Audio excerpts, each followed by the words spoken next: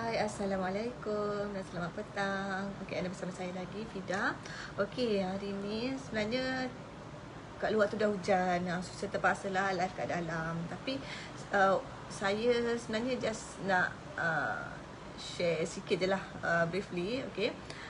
Dan saya harap boleh bagi information yang ringkas dan padat. Okay, so kalau you all ada apa-apa soalan, just boleh tanya je. Dan jangan lupa share saya punya live ni supaya lebih ramai orang yang dapat informasi ni. Okay, so sebenarnya kan kalau muka sengit tu sebenarnya dia adalah salah satu tanda stroke lah.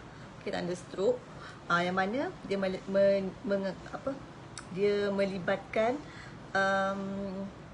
kelemahan otot pada bahagian muka. Dan kalau simptom stroke tu kan macam memang lemah otot lah. Dia sama ada bahagian muka atau dia selalunya berlaku sebelah badan lah. So kalau dia, hai Ana, selamat petang. So kalau dia muka dan sebelah badan tu adalah stroke yang major lah. Okay, tapi kalau stroke yang melibatkan otot bahagian muka saja, dia mungkin stroke yang minor. Tetapi selalunya orang akan cakap kalau yang melibatkan otot bahagian muka sahaja, dia adalah Bell palsy. Okay, Bell palsy tu dia memang facial paralysis. Maksudnya dia adalah kelumpuhan otot di bahagian muka. Okay, tapi sebenarnya Bell palsy ni dia adalah satu diagnosis yang macam dia memang macam mana cakap tak apalah. Okey, tak apalah yang tu. Okey, sebenarnya kan otot, sebenarnya saya nak share benda ni sebabnya tadi ada staff tanya saya. So saya cakap tak apalah, saya share sikit pasal ni lah. Okey, sebenarnya selalunya kalau macam orang yang ada kelumpuhan pada bahagian muka ni, dia punya diagnosis adalah Bell palsy.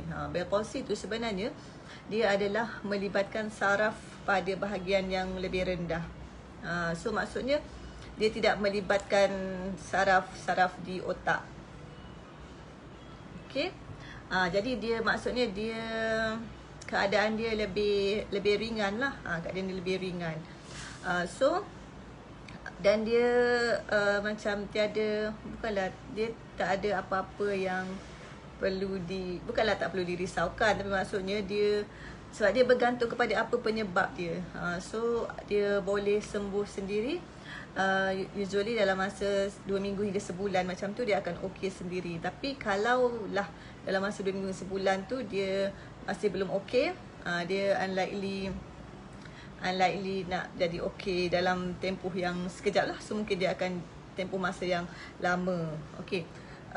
Apa penyebab dia tu saya tak nak cerita lah. Okey, sebab saya pun dah lupa dah apa penyebab dia. Tapi ada salah satunya adalah sebab jangkitan virus lah. So kalau sebab jangkitan virus, dia akan okey lepas virus tu sudah dihapuskan, dia akan okey balik. Macam tu. Tapi ada juga sebab memang ada kerosakan saraf kat situ, mungkin sebab penuaan ke apa ke. Jadi bila ada kerosakan saraf kat situ, dia punya lemah otot tu mungkin lebih lama lah. Okey, tapi sebenarnya saraf yang supply kita punya bahagian muka ni ada 2 jenis. Okey, dia sebab saraf ni semua berasal dari otak kan.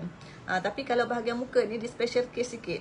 Okey, dia ada satu memang direct dari otak dan satu lagi dia macam bercabang, ada cabang dia dan dia supply di muka. Dia ada 2 bahagian lah.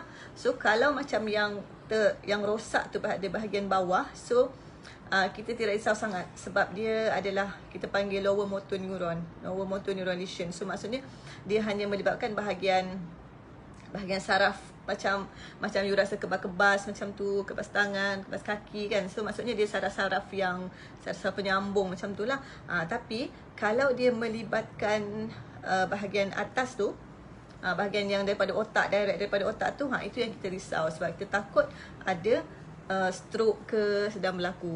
Macam tu. Okay. So kalau ada walaupun hanya lemah otot bahagian muka sahaja, tolonglah pergi hospital atau klinik, tolonglah dapatkan pemeriksaan lanjut. Sebab apa yang kita nak check, sama ada itu memang daripada otak ke ataupun yang saraf bahagian lebih bawah. Kalau bahagian lebih bawah, so mungkin tak ada apa-apa masalah, mungkin pergi fisio ke atau rawatan yang sesuai lah. Tapi kalau dia melibatkan saraf yang daripada direct pada otak tu, sebab takut nanti dia akan jadi masalah yang lebih besar. Okay, so saya rasa sampai situ je lah yang saya nak share petang ni. Sebab dah nak hujan dah, so saya rasa nak balik dulu. Okay, hingga jumpa lagi. Jangan lupa share saya punya video. Bye-bye. Assalamualaikum.